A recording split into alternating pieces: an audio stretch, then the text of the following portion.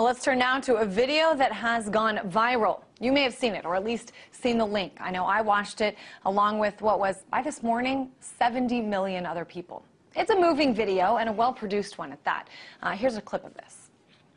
For 26 years, Kony has been kidnapping children into his rebel group, the LRA.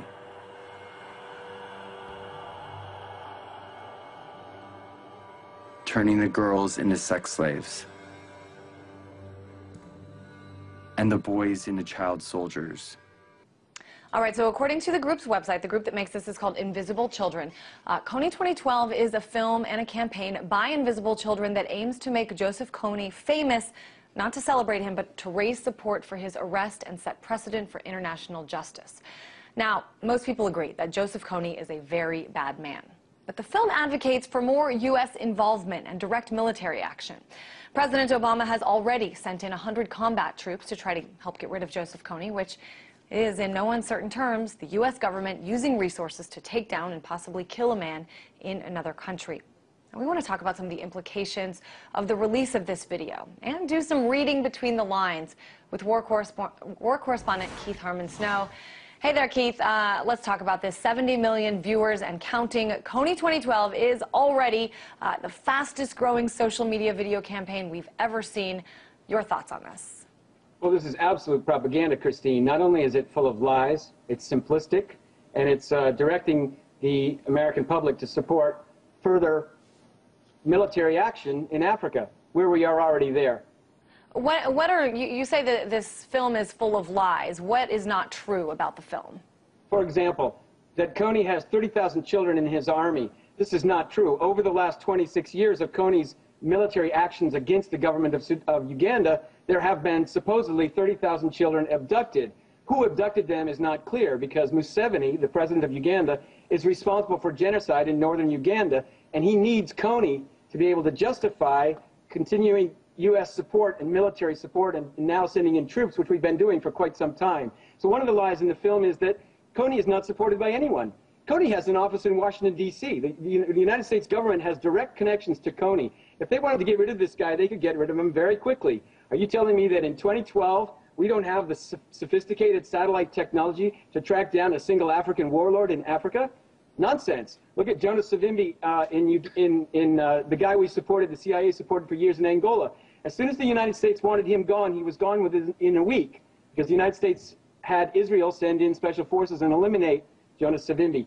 So Kony is kept there to serve the interests of the United States and to serve the interests of the Ugandan government, because as long as they have a bogeyman to claim is creating these atrocities, Museveni can shed the blame for the genocide against 2 million Acholi people onto this guy, Joseph Kony, and he can always ask the United States and the Pentagon for more military hardware, more aid, which is converted to military hardware, and more troops, and that's exactly what they've done. I mean, I think that this criticism has been launched not just by you, but by a whole lot of people. If the U.S. government wanted to find him, they could. It is, after all, 2012. We have brilliant intelligence officers out there. On the other hand, this is more of a tribal area than even, Afghanistan in a lot of parts of Africa. And, think about how long it took to find Osama bin Laden. And I'm not defending it. I'm just wondering, I mean, there have been a lot of criticism unleashed against this film since it went viral a couple days ago.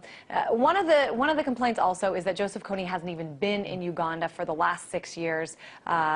Invisible Children has also been criticized for, only giving 1/3 of their money to actually helping children in Uganda. But the bottom line is their mission has more to do with advocacy and raising awareness, and they've been, pretty honest about this all along. So why should it matter? I mean, you call it a propaganda film.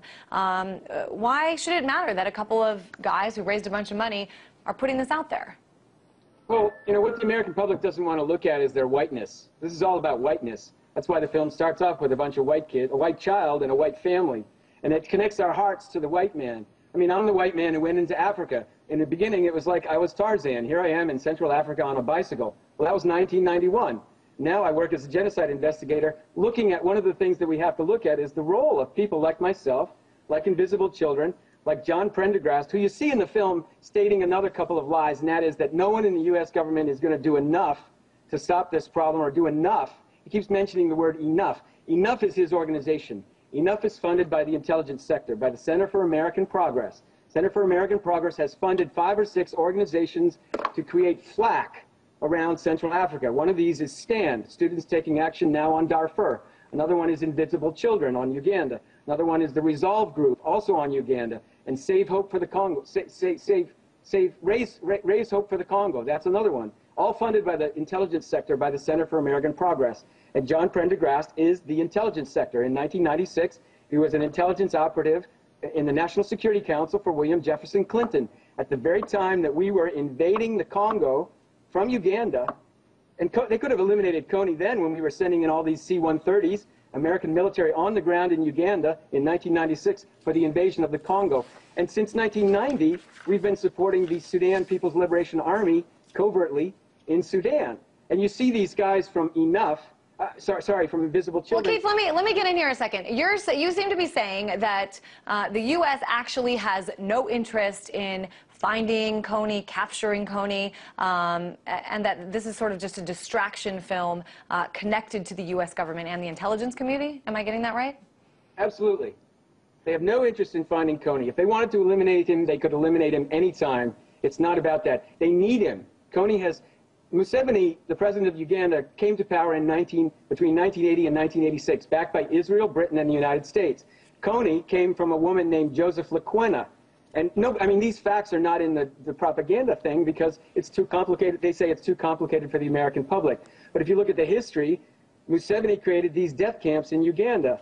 And the death camps had 2 million people in them. In order to justify herding the Acholi people into these death camps with a written policy for genocide against the Acholi people, Museveni had to have somebody to use as the bogeyman to claim that he was protecting these people from, and that was Joseph Kony. But as far as this film, as far as this, as you say, propaganda film, this film put out, and that has now been viewed by millions, by the group Invisible Children, what's really the problem with it? I mean, everyone that comes out with a film or a documentary has an agenda. They leave out facts and put emphasis on other facts to get their message across. Why is it dangerous that this has been seen by so many people?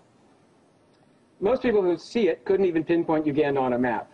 Suddenly something, that's the nature of reactivity. Suddenly something has provoked them to take some action. So Invisible Children has sold out of all of their propaganda, all of their things that you can buy online. So it's a profit-making venture, first of all. Second, it's a bunch of white guys who don't know nothing about nothing.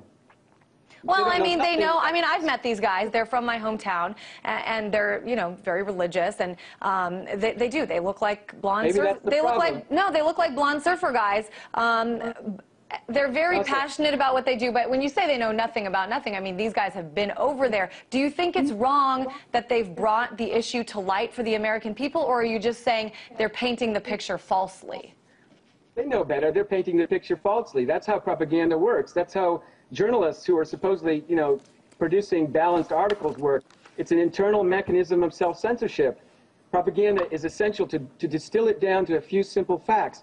And in the case of this film, they're not even correct. All right, all right. No, we do appreciate your perspective. We think it's really important to get that out there. Certainly, if you turn on CNN or Fox today, there's definitely only one side, and that's why we wanted to have you on, to kind of read between the lines for us, and we do appreciate it. War correspondent Keith Harmon Snow.